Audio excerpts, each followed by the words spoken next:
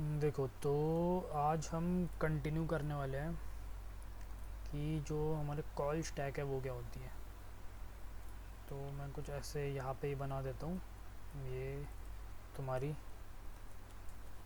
Call stack है। अब इसमें पहले से ना एक फंक्शन होता है इसमें पहले से, जिसको मैं बोलता हूँ एनोनिमस फंक्शन।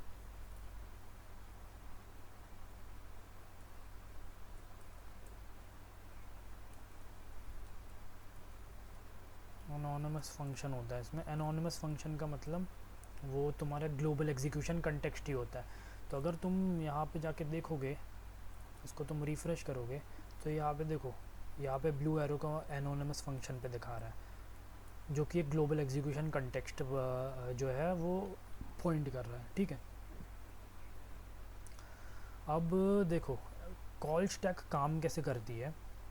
जो जैसे कि ये मेरे पिछले वाली वीडियो का जो भी कोड है।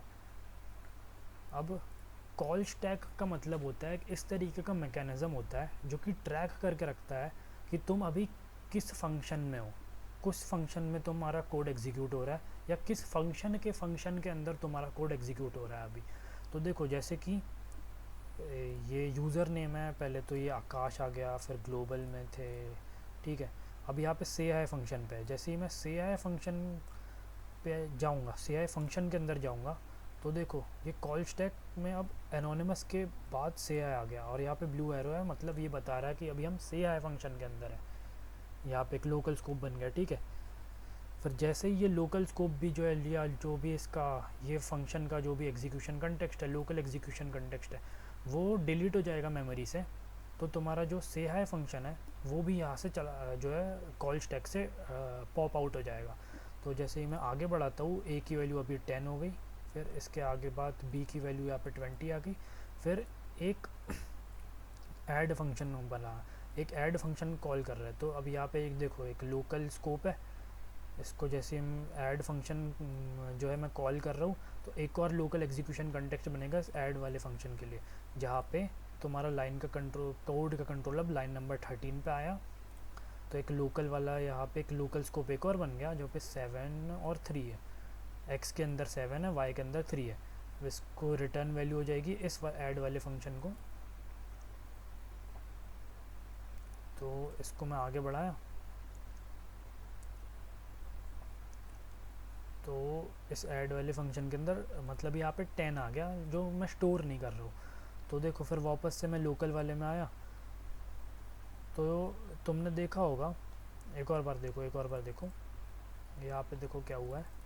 ये से हाय कॉल हुआ, से हाय कॉल हुआ, फिर से हाय के अंदर तुम ऐड कॉल कर रहे हो। तो जैसे ही ऐड कॉल हुआ, तो तुम ऐड वाले फंक्शन के अंदर चले गए। ऐड वाले फंक्शन के अंदर चले गए, तो देखो कॉल स्टैक में ऐड आ गया, जहाँ पे ये ब्लू एरो बता रहा है कि तुम ऐड वाले फंक्शन के अंदर हो। फिर जैसे ऐड वाला फंक्शन ख़त्म होगा, ऐड वाला फंक्शन ख़त्म हो रहा है, मतलब उसका एग्जीक्यूशन कंटेक्स्ट जो लोकल एग्जीक्यूशन कंटेक्स्ट है वो ख़त्म हो रहा है। तो वो जब ख़त्म हो जाएगा तो कॉल स्टैक से वो ऐड भी हट जाएगा। देखना, देखो ऐड हट गया। फिर से हाय वाला, फिर से हाय वाला भी ख़त्म हो रहा है। अब जैसे ही से हाय वाला फंक्शन भी ख़त्म हो जाएगा, तो से हाय का भी जो लोकल एग्जीक्यूशन कंटेक्स्ट है वो भी ख़त्म हो जाएगा। तो यहाँ से कॉल स्टैक से हाई भी जो है पॉप आउट हो गया। अब यहाँ पे सिर्फ एनोनिमस बचा।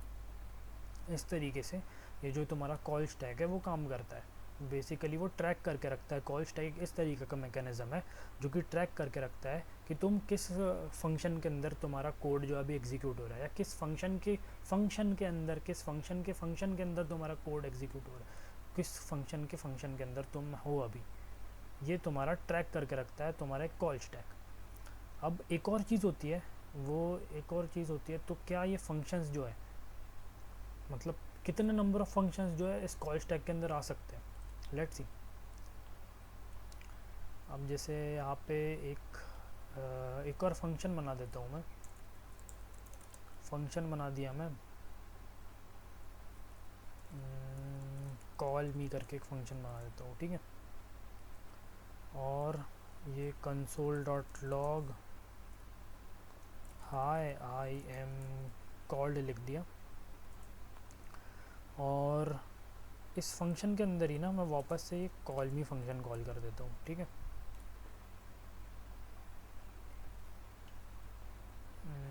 द टॉप मैं क्या करता हूँ, एक काम करता हूँ, एट द टॉप इस कॉल मी को कॉल कर देता हूँ। तो देखो होगा क्या, देखना ध्यान से देखना होगा क्या।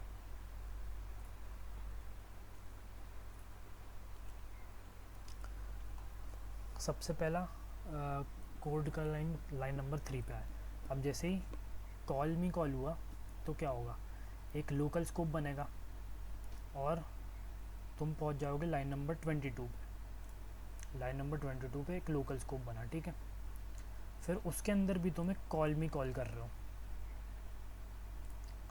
तो कॉल मी जब कॉल कर रहे हो तुम वापस से लाइन नंबर 22 पे आ गए। तो फिर यहाँ पे एक और कॉल मी आया, ठीक है। फिर वापस लाइन नंबर 23 पे आए। फिर मैं इसको आगे बढ़ाऊँगा तो फिर वापस तुम यहाँ पे पहुँच गए। फिर वापस तुम यहाँ पे पहुँच गए। तो भाई ये तो ख़त्म ही नहीं हो रहा। इसका मतलब हो क्या रहा है, इसका मतलब हो क्या रहा है कि जब भी तुम एक कॉल मी फंक्शन चला रहे हो ना, देखो ये एक एग्जीक्यूशन कंटेक्स्ट है जहाँ पे तुम्हारा एक मेमोरी क्रिएशन फेज़ है और एक कोड एग्जीक्यूशन फेज़ है, ठीक है। ये एक मेमोरी क्रिएशन फेज़ है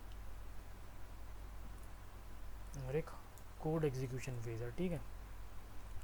और यहाँ पे हमारे पास एक कॉल मी फंक्शन है। कॉल मी फंक्शन है जहाँ पे तुम्हारे पास ऐसा कोड है। इसको मैं थोड़ा छोटा कर देता हूँ।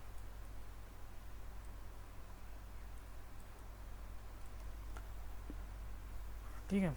फिर कोड एग्जीक्यूशन फेज़ में क्या हो रहा है, लाइन नंबर यहाँ पे सबसे पहले कॉल मी कॉल हुआ। तो जैसे ही कॉल मी कॉल होगा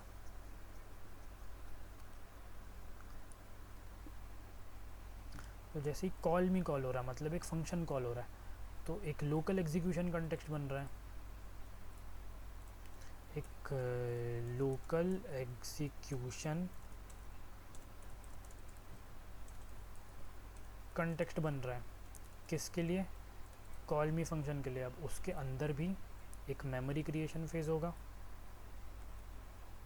और एक कोड एग्जीक्यूशन फेज़ होगा, राइट। इसके अंदर भी एक मेमोरी क्रिएशन फेज़ होगा और ये कोड एग्जीक्यूशन फेज़ हो गया, ठीक है। फिर मेमोरी क्रिएशन फेज़ में क्या हुआ, कुछ नहीं होगा मेमोरी क्रिएशन फेज़ में क्योंकि यहाँ पे कुछ वेरिएबल्स ही नहीं है, ठीक है। फिर कोड एग्जीक्यूशन फेज़ डायरेक्ट चलेगा।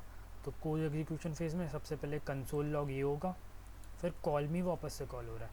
जब कॉल मी वापस से कॉल हो रहा है यहाँ पे, तो फिर इसके अंदर एक और एग्जीक्यूशन लोकल एग्जीक्यूशन कॉन्टेक्स्ट बनेगा कॉल मी नाम का।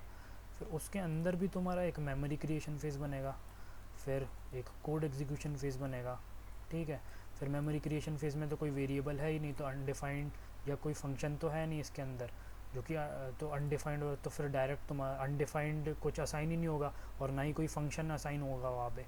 फिर डायरेक्ट तुम्हारे console dot log high I am called चलेगा। फिर कॉल मी कॉल मी कॉल होगा, तो कॉल मी कॉल होगा तो फिर इसके अंदर वापस से एक एग्जीक्यूशन कॉन्टेक्स्ट। तो ये तो इनफाइनाइटली तक चलता ही रहेगा। तो ये भाई ऐसे तो तुम्हारे जो यहाँ पे कॉल स्टैक में कॉल मी फंक्शन आते ही जा रहे हैं, आते ही जा रहे हैं। तो क्या ये आते ही जाएंगे, देखते हैं। डीबगर हटा के देखते हैं बिकॉज अभी हम कोड एग्जीक्यूशन रोक रहे हैं ना। डीबगर हटा के देखते हैं क्या होता है कंसोल पे, कितनी बार प्रिंट होगा वो भी देख लेंगे। देखो देखो देखो देखो ये प्रिंट होते जा रहा है 5000, 8000, 10,000, 10,000, 10185 बार high I am called print हुआ। और फिर एक रेंज एरर आ गया, maximum call stack size exceeded. अब इस maximum call stack size exceeded का मतलब है कि तुम्हारा स्टैक का ओवरफ्लो हो गया है। क्या हो गया है, तुम्हारा स्टैक जो है वो ओवरफ्लो हो गया है। मतलब अब इससे ज़्यादा जो है तुम्हारे फंक्शंस जो है इस स्टैक के अंदर नहीं आ पाएंगे। देखो देखो देखो ये देखो 10,000, 10185 पर हाई एम कॉल्ड हुआ, फिर तुम्हारी स्टैक की जो साइज़ है वो एक्सीड कर गया। अब इससे ज़्यादा तुम्हारे जो फंक्शंस है इस स्टैक के अंदर नहीं आ सकते। तो यही तो है तुम्हारा स्टैक ओवरफ्लो, दैट्स इट।